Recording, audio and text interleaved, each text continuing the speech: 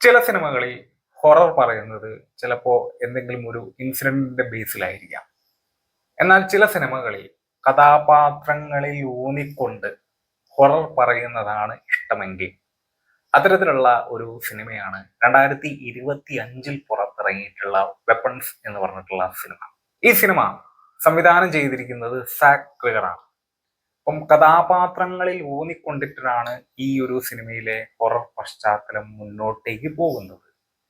അപ്പൊ ഇതിന്റെ ഒരു കഥാപശ്ചാത്തലം എടുക്കുകയാണെങ്കിൽ, ഒരു ചെറിയ പട്ടണത്തിലെ ഒരേ ക്ലാസ്സിലെ കുട്ടികൾ ഒരു സമയത്ത് ഒരാളൊഴികെ ബാക്കിയെല്ലാവരും അപ്രത്യക്ഷമാകുന്നു.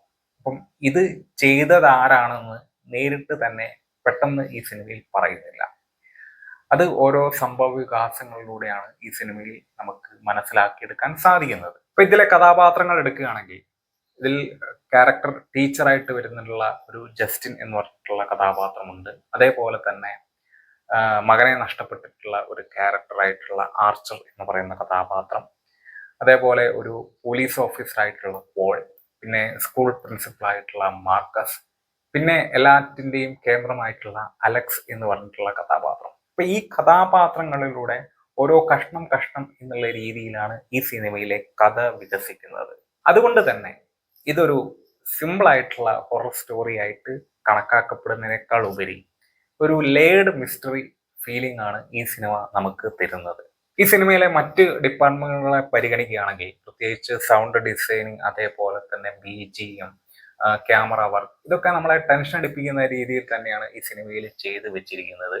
അതേപോലെ തന്നെ ഒരുപാട് പ്രശംസകളും കാര്യങ്ങളും ഈ സിനിമയെ തേടിയെത്തിയിട്ടുണ്ട്.